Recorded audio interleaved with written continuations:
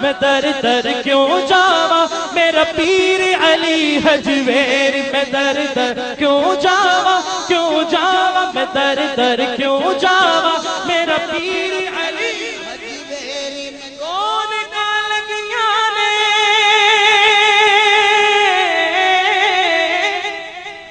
رون کا لگیاں نے اج چرتے آئے سوالی صدقہ پنج تن دا صدقہ پنج تن دا اج کوئی نہ جاوے خالی صدقہ پنج تن دا صدقہ پنج تن دا اج کوئی نہ جاوے خالی نعرہ حیدری حیدری حیدری ایک شعر اٹھاڑے نعرے تو میرا دل کی ایک شعر میں پیش کرنا جو قوت بازوئے نبی ہے جو قوت بازوئے نبی ہے علی علی ہے علی علی ہے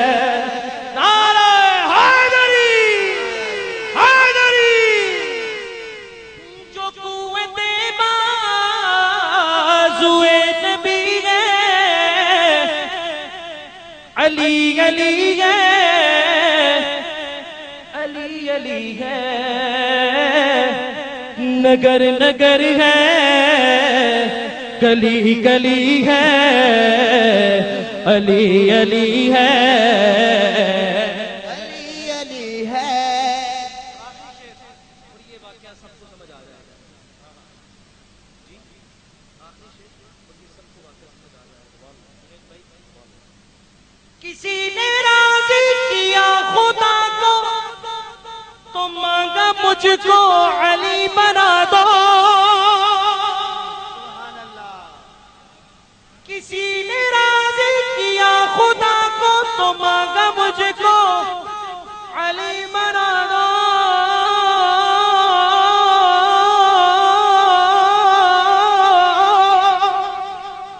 تو مانگا مجھ کو علی بنا دو تو جواب کیا ملا کیا ملا جواب علی نہیں صرف وہ علی ہے علی نہیں صرف وہ علی ہے کیونکہ علی علی ہے علی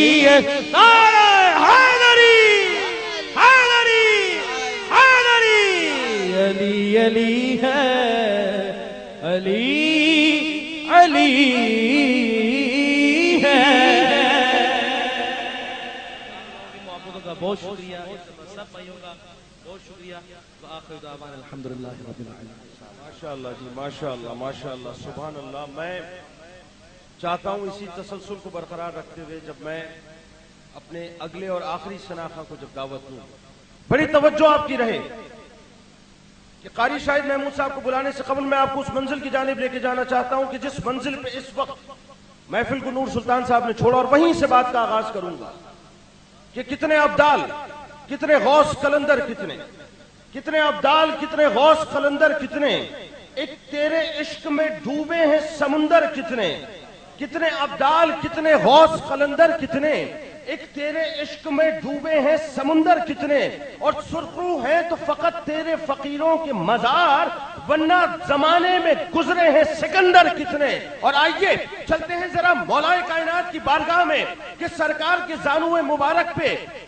بڑی توجہ طلب بات ہے سرکار کے زانو مبارک پہ مولا کائنات موجود نہیں ہے بلکہ مولا کائنات کے زانو مبارک پہ سرکار آرام فرما رہے ہیں ایک طرف نماز عصر ہے یعنی عصر کا وقت جاتا ہے اور دوسری طرف سورج غروب ہوتا ہے اب ایک طرف عشق کی انتہا ہے اور دوسری طرف فرض کی انتہا ہے ایک طرف سرکار کا آرام ہے اور دوسری طرف نماز عصر کا معاملہ ہے سورج غروب ہو گیا سرکار کے چہرہ اقدس پہ مولا کائنات کے آنسو گرتے ہیں. سرکار اٹھتے ہیں, پوچھتے ہیں اے علی کیا معاملہ ہے؟ اپنی نماز کا ماجرا بیان کیا. سرکار کے دست مبارک آسمان کی جانب اٹھے, دعا فرمائی کہ یا اللہ تیرا علی تیرے اور تیرے محبوب کی اطاعت میں موجود تھا, سورج کو پلٹا دے. اب سورج پلٹا. شاعر نے کہا کہ خود کو جو عشق شہیدی میں مٹا دیتے ہیں وہ بیاباں کو چمنزار بنا دیتے ہیں.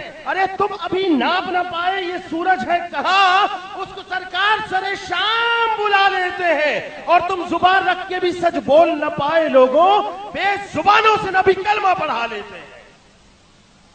تو میرے نبی کا اعزاز یہ ہے, بڑی توجہ رہے, اس لیے کہ اس نور کا ذکر ہے, اس نور کا ذکر ہے, اس نور کا ذکر ہے جس نور سے اس کائنات کی ابتدا ہے, اس نور کا ذکر ہے جس نور کا صدقہ یہ کائنات ہے, اس نور کا ذکر ہے جس نور کو اللہ نے سب سے پہلے خلق کیا. کہ حضرت جابر نے عرض کیا یا رسول اللہ نے دنیا میں سب سے پہلے کس شے کو تخلیق کیا؟ اب جواب کچھ اور نہیں تھا, جواب وہ تھا جو ہونا چاہیے تھا. فرمایا اللہ نے دنیا میں سب سے پہلے تیرے نبی کے نور کو اپنے نور سے تخلیق کیا. اس وقت نہ زمین تھی, نہ آسمان تھا, نہ فلک تھا, نہ ستارے تھے, نہ چاند تھا, نہ لو تھی, نہ کرسی تھی, بس ایک مصطفیٰ کی ذات تھی اور دوسری اللہ کی ذات تھی. ابتدا نور ہے, انتہا نور ہے. توجہ رہے, ابتدا نور ہے, انتہا نور ہے. میرے سرکار کی ہر ادا نور ہے. ارے وہ اٹھے تو عزم کو آگہی مل گئی, وہ بڑھے تو جہد کو زندگی مل گئی, وہ چلے تو خضر کو روشنی مل گئی. مصطفیٰ کے اوصاف کا سلسلہ نور ہے. میرے سرکار کی ہر ادا نور ہے. حسن گفتار ہے, نازش گلستاں, حسن رفتار ہے, زینت کہکشاں, حسن کردار ہے, رفعت آسماں. ان کا ہر ایک مشغلہ نور ہے. میرے سرکار کی ہر ادا نور ہے. ارے سرنگو ہے, آج بھی فکر کی سورشیں, اپنے محور پہ مبہوت ہیں گردشیں, سو گئیں شہپروں کی ہنسی جنبشیں, نور سے آج ملنے چلا نور ہے. میرے سرکار کی ہر ادا نور ہے. ان کے پیاروں کی شان عیا نور ہے, ان کے اصحاب کی کہکشاں نور ہے, ان کی زارا کا سارا جہاں نور ہے, ان کے یاروں کا سارا جہاں نور ہے. میرے سرکار کی ہر ادا نور ہے. اور آگے لے کے چلوں آپ کو میں ایک بڑی خوبصورت روایت کی جانب کہ جہاں پر جبرائیل امین تشریف فرما ہے. سرکار نے پوچھا, توجہ رہے کیونکہ اب میں آپ کو اس منزل کی جانب لے کے جانا چاہتا ہوں کہ جہاں پر یہ بات واضح ہو جائے کہ یہ نور اور بشر کا جو جھگڑا ہے جس کے اندر الجھا کر رکھا ہے ہم سب کو, نور اور بشر کا جھگڑا ہے نا. کوئی کہتا ہے کہ بشر ثابت کر دیں, کوئی کہتا ہے کہ نور ثابت کر دیں. ارے جبرائیل امی کون ہے؟ جبرائیل امی کون ہے؟ فرشتوں کے امام ہے. جواب دیجئے, فرشتوں کے امام ہیں کہ نہیں ہیں؟ اور نور ہے کہ نہیں ہے؟ نور ہے نہیں ہے؟ بآواز بلند بتائیے, نور ہے کہ نہیں ہے؟ فرشتوں کے امام ہے کہ نہیں ہے؟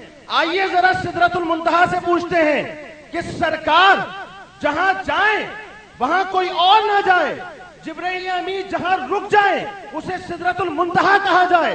وہ جبرائیل امی جو نور ہے, تو معلوم یہ ہوا کہ نور کو بھی اجازت منتہا سے آگے نہ ملی. اب وہ کون تھے جو اس سے آگے بڑھ کے چلے گئے تھے؟ تو آئیے جبرائیل امی سے پوچھا کہ جبرائیل تمہاری عمر کیا ہے؟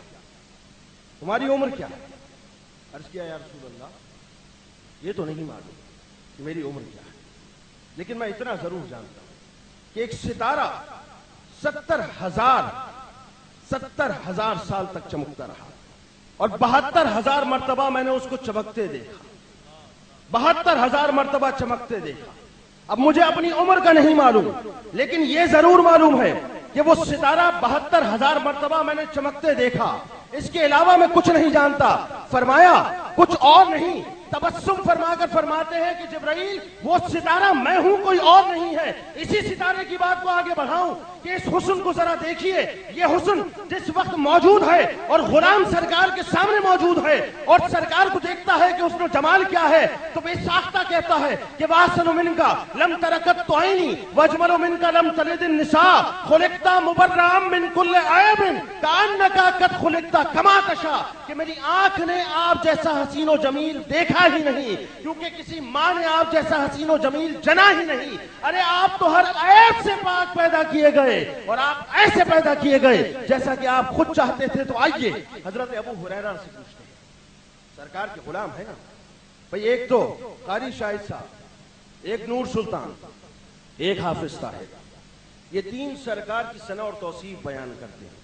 قاری صاحب سرکار کو دیکھا کبھی؟ جواب ملے گا نہیں دیکھا. وہ اور بات کسی غلام کو جو ہے وہ خواب میں بشارت ہوتا ہے اور زیارت ہوتا ہے، وہ اور بات. حافظ طاہر صاحب سے پوچھیں کہ کبھی سرکار کو دیکھا نہیں. نور سلطان صاحب سے پوچھئے کہ سرکار کو دیکھا نہیں. پھر اتنی محبت، پھر اتنی چاہت، اس لیے کہ جو روایتوں میں سنا وہ بیان کر دیا، جو علماء سے سنا بیان کر دیا، جو شورا سے سنا بیان کر دیا، جو قرآن میں پڑھا بیان کر دیا.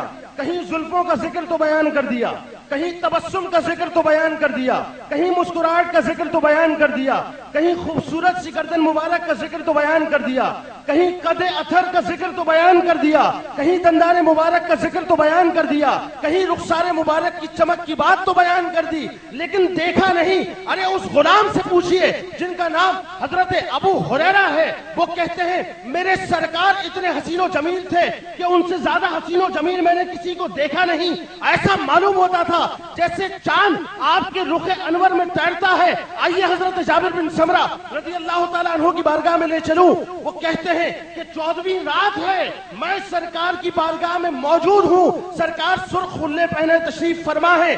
ایک طرف میں سرکار کے رخ انور کو دیکھتا ہوں، دوسری طرف چاند کو دیکھتا ہوں. اب دل تذبذب میں مبتلا کہ سرکار کا رخ انور زیادہ حسین یا چاند زیادہ حسین ہے. دل نے پکار کے کہا جابر کہہ دے کہ تیرے آقا کا رخ انور زیادہ حسین ہے. اور آگے چلیے، آپ کو اپنی ماں کی بارگاہ میں لیے چلو. اماں عائشہ موجود ہے، چرخہ کاٹ رہی ہے، سرکار کی بارگاہ میں موجود ہے. سرکار سامنے تشریف فرما ہے، چرخہ کاٹ رہی ہیں. وہ کہ جن کے صدقے یہ کائنات ملی وہ چرخہ کاٹ رہی ہیں، اور سامنے وہ کہ جو وجہ وجود کائنات ہیں وہ اپنی نالین کو سی رہے ہیں، اس میں سلائی کر رہے ہیں، اس کو جوڑ رہے ہیں. ارے وہ کہ جن کو دیکھ کر عمر فاروق جب اس بارگاہ میں آ جائیں تو سرکار کو دیکھ کے رونا شروع کر دیں. پوچھا سرکار نے پوچھا اے عمر فاروق روتے کیوں ہو؟ عرض کیا یا رسول اللہ، ایک طرف میں کیسر و کسریٰ کے باغات اور ان کے محلات دیکھتا ہوں، اور دوسری طرف جس میں اتھر پر چٹائی کے نشان دیکھتا ہوں. ایک طرف میں وہ دیکھتا ہوں، ایک طرف آپ کو دیکھتا ہوں. فرمایا ان کے لیے دنیا، ہمارے لیے آخرت ہے. وہ سرکار وہاں تشریف فرما اپنی نالین پاک کو سی رہے ہیں. میری ماں موجود ہے، میری ماں چرخہ کاٹتے کاٹتے رک جاتی ہیں. پوچھا اے عائشہ رک کیوں گئی؟ عرض کیا یا رسول اللہ، میں آپ کے چہرے پر، آپ کی پیشانی پر پسینے کو دیکھتی ہوں. ارے ایسا معلوم ہوتا ہے جیسے تارے آپ کے پسینے کے اندر تیرتے ہیں. وہی اماں عائشہ ہیں کہ حجرے میں موجود ہیں، کچھ سی رہی ہیں. اچانک چراغ بجھتا ہے، سوئی گم ہو جاتی ہے. سرکار تشریف لاتے ہیں. معلوم یہ ہوا کہ رخ انور سے پورا حجرہ روشن ہو گیا. تو شاعر نے کیا خوب کہا کہ سوزن گمشدہ ملتی ہے تبسم سے تیرے. ارے شام کو صبح بناتا ہے اجالا تیرا. اور آئیے قاری صاحب کو بلانے سے قبل آخری بات عرض کرتے کرتے میں قاری صاحب کو یہاں پہ بلاؤں گا کہ اس تصور کے تحت چلتے ہیں کہ جس تصور میں ایمان مضبوط ہو جائے، اس تصور کے تحت چلتے ہیں جس تصور کے تحت عقیدہ مضبوط ہو جائے، اس بخاری کی حدیث کی جانب چلتے ہیں کہ جہاں یہ بتلا دیا کہ تمام عبادات اپنی جگہ ہیں، لیکن جس وقت محشر کے میدان میں جاؤ گے اور تمام نبی نفسی نفسی کرتے ہوں گے تو میرے سرکار امتی امتی کرتے ہوں گے. اور وہ 4 سجدے جب 4تھا سجدہ ہو جائے گا تو اللہ کہے گا مجھے میری عزت و جلال کی قسم، جس نے میرا کلمہ پڑھا ہے اس کی بخشش کر دوں گا. جس میں میرا کلمہ پڑھا ہے اس کی بخشش کر دوں گا. تو جب یہ بات طے ہے کہ کلمہ جس کا پڑھا ہے یقیناً بخشش بھی اسی کی وجہ سے ہوتی. یسوع مشکی کے خوابوں پر ختن صدقے کروں. قاری صاحب، یسوع مشکی کے خوابوں پر ختن صدقے کروں، سرخی لب کے تصور میں یمن صدقے کروں. یسوع مشکی کے خوابوں پر ختن صدقے کروں، سرخی لب کے تصور میں یمن صدقے کروں. अरे ध्यान में आए जो दंडाने मुबारक की चमक, आफताब उम्र की एक किरण सदके करूं, और साया सरकार, साया सरकार, तवज्जो रहे, साया सरकार, साया सरकार पे